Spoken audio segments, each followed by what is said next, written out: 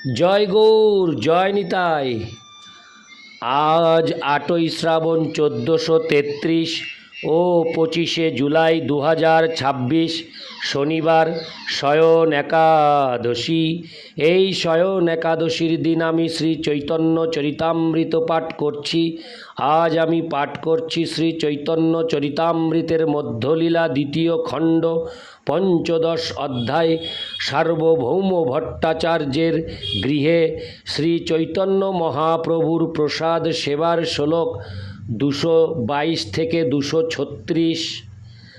হরে কৃষ্ণ হরে কৃষ্ণ কৃষ্ণ কৃষ্ণ হরে হরে, হরে রাম হরে রাম রাম রাম হরে হরে। শ্লোক 222। হেনকালে মহাপ্রভু মধ্যাহ্ন করিয়া একলে আইল তার হৃদয় জানিয়া। শ্লোকার্থ: সেই সময় শ্রী চৈতন্য মহাপ্রভু মধ্যাহ্ন ক্রিয়া সমাপন করে সার্বভৌম ভট্টাচার্যের হৃদয়ে জেনে একলা এলেন। ইতি শ্লোক 222। শ্লোক 223। ভট্টাচার্য কইল তবে পাদ প্রক্ষালন, ঘরের ভিতরে গেলা করিতে ভোজন। শ্লোকার্থ: সার্বভৌম ভট্টাচার্য তার পা ধুয়ে দিলেন। তারপর শ্রী চৈতন্য মহাপ্রভু ভোজন করতে ঘরের ভিতরে গেলেন। ইতি শ্লোক 223। শ্লোক 224 থেকে 225। অন্নাদি দেখিয়া প্রভু বিস্মিত হঙ্গা, ভট্টাচার্যে কহে কিছু ভঙ্গি করিয়া। অলৌকিক এইসব অন্ন ব্যঞ্জন, 2 প্রহর ভিতরে কইছে হইল রন্ধন।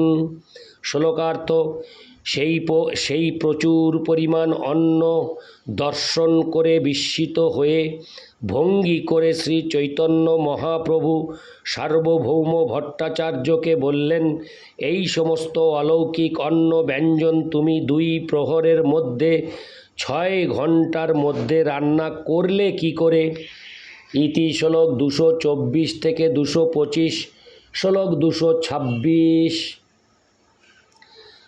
শত চুলায় 100 জন পাক যদি করে, তবু শীঘ্র এত দ্রব্য রান্ধিতে না পারে। শ্লোকার্থ: 100 জন মানুষ যদি 100টি চুলায় রন্ধন করে, তাহলেও এত শীঘ্র এত দ্রব্য রন্ধন করা সম্ভব নয়। ইতি শ্লোক 226। শ্লোক 227। কৃষ্ণের ভোগ লাগাংছ অনুমান করি। হরে কৃষ্ণ। কৃষ্ণের ভোগ লাগাংছ অনুমান করি, উপরে দেখিয়ে যাতে তুলসী মঞ্জরি। শ্লোকার্থ: আমার মনে হচ্ছে তুমি ইতিমধ্যেই শ্রীকৃষ্ণকে ভোগ নিবেদন করেছ, কেননা আমি দেখতে পাচ্ছি যে প্রতিটি পাত্রে তুলসী মঞ্জুরি রয়েছে। ইতি শ্লোক 227। শ্লোক 228। ভাগ্যবান তুমি, সফল তোমার উদ্যোগ, রাধা কৃষ্ণে লাগাংছ এতাদৃশ ভোগ। শ্লোকার্থ: তুমি অত্যন্ত ভাগ্যবান এবং তোমার সমস্ত প্রচেষ্টা সার্থক, কেননা তুমি এমন অপূর্ব ভোগ রাধা কৃষ্ণকে নিবেদন করেছ। ইতি শ্লোক 228। শ্লোক 229। অন্নের সৌরভ্য বর্ণ অতি মনোরম, রাধাকৃষ্ণ সাক্ষাৎ ইহা করিয়াছেন ভোজন। শ্লোকার্থ: এই অন্নের সৌরভ এবং বর্ণ অতি মনোরম, রাধাকৃষ্ণ সাক্ষাৎ এটি ভোজন করেছেন। ইতি শ্লোক 229। শ্লোক 230। তোমার বহুত ভাগ্য কত প্রশংসিব, আমি ভাগ্যবান ইহার অবশেষ পাব। শ্লোকার্থ। সার্বভৌম ভট্টাচার্য, তোমার সৌভাগ্য অসীম। কিভাবে আমি তার প্রশংসা করব? আমি নিজেও অত্যন্ত ভাগ্যবান, কেননা আমি এর অবশেষ পাব। ইতি শ্লোক 230। শ্লোক 231। কৃষ্ণের আসন পীঠ রাখো ও উঠাঙ্গা, মোরে প্রসাদ দেহ ভিন্ন পাত্রেতে করিয়া। শ্লোকার্থ। শ্রীকৃষ্ণের এই আসন পিঁড়ি উঠিয়ে রাখো, তারপর অন্য পাত্রে আমাকে প্রসাদ দাও। ইতি শ্লোক 231। শ্লোক 232। ভট্টাচার্য বলে, প্রভু না করহ বিস্ময়, যেই খাবে তাহার শক্তে ভোগ সিদ্ধ হয়। শ্লোকার্থ। সার্বভৌম ভট্টাচার্য বললেন, প্রভু বিস্মিত হও না, যে খাবে তার শক্তিতেই ভোগ সিদ্ধ হয়। ইতি শ্লোক 232। শ্লোক 233।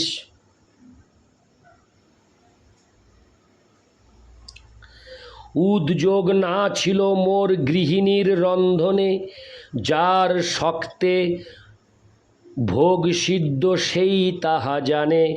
শ্লোকার্থ। এই রন্ধনে গৃহিণীর কোনো উদ্যোগ ছিল না, যার শক্তিতে এই ভোগ রন্ধন সম্ভব হয়েছে তিনি তা জানেন। ইতি শ্লোক 233। শ্লোক 234। এই তো আসনে বসি করহ ভোজন, প্রভু কহে পূজ্য এই কৃষ্ণের আসন। শ্লোকার্থ। এখন দয়া করে এই আসনে বসে তুমি ভোজন করো। শ্রীচৈতন্য মহাপ্রভু তখন উত্তর দিলেন, এটি শ্রীকৃষ্ণের আসন, তাই তা পূজ্য। তাৎপর্য: শ্রীকৃষ্ণের জিনিস অন্য কারোর ব্যবহার করা উচিত নয়, তেমনি গুরুদেবের ব্যবহৃত জিনিসও অন্য কারোর ব্যবহার করা উচিত নয়। এটি হচ্ছে রীতি। শ্রীকৃষ্ণ এবং গুরুদেবের ব্যবহৃত দ্রব্য পূজ্য, বিশেষ করে তাদের বসবার আসন কখনো অন্য কারোর ব্যবহৃত হওয়া উচিত নয়। এই রীতি সাবধানে মেনে চলা সকলেরই কর্তব্য। ইতি শ্লোক 234। শ্লোক 235।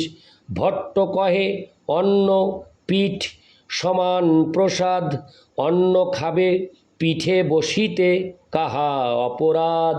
শ্লোকার্থ। সার্বভৌম ভট্টাচার্য বললেন, অন্ন এবং বসার আসন দুটিই ভগবানের প্রসাদ। তুমি যদি ভগবানের নিবেদিত অন্ন প্রসাদ পেতে পারো, তাহলে তার আসনে বসতে কি অপরাধ? ইতি শ্লোক 235। শ্লোক 236। প্রভু কহে, ভালো কইলে শাস্ত্র আজ্ঞা হয়, কৃষ্ণের সকল শেষ ভৃত্য আস্বাদয়। শ্লোকার্থ। শ্রীচৈতন্য মহাপ্রভু তখন বললেন, হ্যাঁ, তুমি যা বলেছ তা ঠিক, শ্রীকৃষ্ণের সব কিছু ভক্ত আস্বাদন করে। ইতি শ্লোক 236। নারায়ণ হে নারায়ণ, ভবভয়হরণম নারায়ণ, লক্ষ্মীকান্তম কমলনয়নম, মঙ্গলচরণম নারায়ণ। নারায়ণ হে নারায়ণ, ভবভয়হরণম নারায়ণ। জয় গৌর, জয় নিতাই।